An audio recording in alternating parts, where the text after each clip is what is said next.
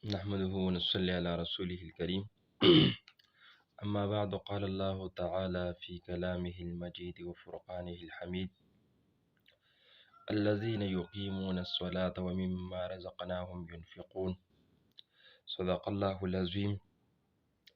عزتمند مسلمانانو ورونو، د الله رب العالمین سره د محبت اسباب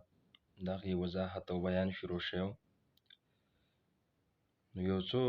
اسباب موږ ذکر کړیو چې د هغې په وجه باندې د انسان د الله رب العالمین سره مینه محبت سیوا کیږي او د الله محبوب جوړیږي، او د الله رب العالمین د احساس سره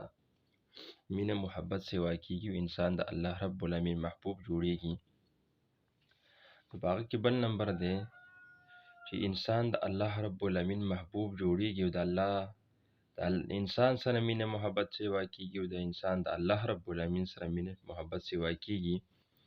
د نوافل اهتمام کول. چې کوم انسان فرض مونځ ادا کوي او د فرض مونځ نه بعد هغه سنتو هم اهتمام کوي، سنت په ښه طریقه باندې کوي، او د سنتو سره سره هغه د فرض د نفلو اهتمام کوي، یعنی نفل منځونه کوي، نو دې انسان سره الله رب العالمین مینه کوي، محبت کوي. د دې انسان د الله رب العالمین تعلق جوړیږي او دا انسان الله ته نږدې کیږي او الله رب العالمین د دې انسان سره مینه کوي، محبت کوي. نو چې کوم انسان دا نوافل کوي او د نوافلو اهتمام کوي، نو که هغه بیا نفل مونځ دی، که نفل صدقه ده، که نفل هر یو څیز دی، خو خصوصا موږ د مونځ ذکر ځکه کوو چې په مونځ باندې څه خرچ نه راځي. صرف انسان یو څو منټه یو لږ وخت دا د الله رب العالمین د عبادت دپاره ورکړي چې انسان الله رب العالمین سره محبوب جوړ شي او الله رب العالمین انسان ته محبوب جوړ شي. ځکه رسول الله صلی الله علیه وسلم فرمایي، حدیث قدسی دی، چې ما یزال العبد یتقرب الی بالنوافل حتی احبه. چې الله رب العالمین فرمایي چې زما بنده دا همیشه چې ما ته نږدې کیږي په نوافلو باندې تر دې پورې دا زما محبوب جوړ شي، حتی احبه، تر دې دا محبوب جوړ شي، زه سره محبت وکم، زما د محبوب جوړ شي. نو ګوره الله رب العالمین په خپله د انسان د محبوب کېدو هغه اسباب او څیزونه ښودلي دي، خو چې انسان په دې باندې لږ سوچ وکړي، لږ فکر وکړي، لږ ځان ته د الله رب العالمین بنده وي او د الله رب العالمین مینه کې د انسان ورشي، نو الله رب العالمین د انسان له ډېر څه ورکوي. د رسول الله صلی الله علیه وسلم عادت مبارک هم دا چې کله مشکل تکلیف ورته راغی هغه مونځ ته متوجه شو، ځکه مونځ د الله رب العالمین سره خبرې دي، د الله رب العالمین نه غوښتل دي، د الله رب العالمین نه سوال کول دي، او ټول نه اهم دا چې د الله رب العالمین ته سر ښکته کول دي، د الله رب العالمین تابعداري کول دي، او د الله رب العالمین وحدانیت منل دي. ځکه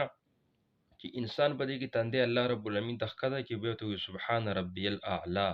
ربه چې ته اوچت دی، ستا له پاکي له ستا نه علاوه بل څوک اوچت نشته، د هغه توحید اقرار هم کوي، د هغه د شرک نفي هم کوي، ایاک نعبد و ایاک نستعین دا هم وایي، او بیا انسان د الله رب العالمین دعاګانې وغواړي، اللهم ربنا آتنا فی الدنیا حسنة وفي الآخرة حسنة وقنا عذاب النار.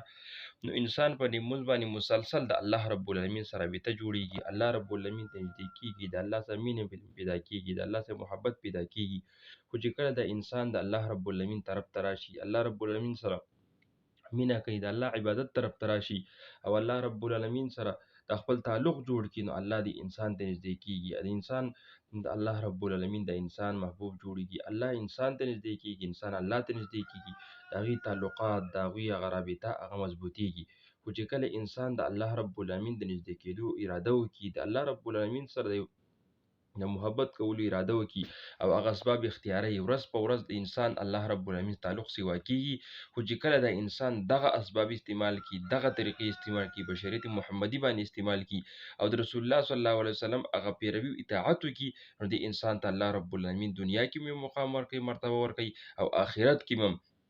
چې کله د انسان هغه فرضو کې کمی راشي، نو په هغه به سنتو باندې پوره شي، په سنتو نه په نوافلو پوره کېږي، نو دې نفلو په وجه باندې انسان عذاب نه هم خلاصېږي، د جهنم نه هم خلاصېږي، د هغه د قیامت په ورځ د بې عزته کېدو نه، بې شرم کېدو نه هم حفاظت د انسان ته میلاویږي. او د ټولو نه غټ دا چې د دې انسان د دې نوافلو په وجه باندې د دې فرض پوره کېږي، چې کله هغه فرض پوره شي، نو الله رب العالمین انسان جنت داخلوي. نو د دې لږ لږ عمل په وجه باندې چې کله د انسان لږ عمل کوي، نو انسان چې کوم د الله ته نږدې کېږي، الله ورسره مینه کوي، الله ورسره محبت کوي، دې انسان ته الله رب العالمین ډېره لوی مرتبه ورکوي، په دنیا کې هم او په آخرت کې هم. نو الله رب العالمین دې وکړي چې دا اسباب مونږ کې پیدا شي، مونږ د الله رب العالمین محبوبین جوړ شي، او الله رب العالمین زموږ محبوب جوړ شي، او د هغه اسباب په وجه باندې الله دنیا کې مونږ ته کامیابي راکړي او آخرت کې مونږ ته کامیابي راکړي. نو الله رب العالمین زما هم او زموږ ټولو اورېدونکو دغه اسباب نصیب کړي چې الله رب العالمین سره زموږ مینه پیدا شي، محبت پیدا شي، او دغه محبت په وجه باندې دنیا کې هم مونږ له کامیابي راکړي او آخر کې جنت راکړي. اقول قولي هذا استغفر الله لي ولكم ولسائر المسلمين. السلام علیکم ورحمة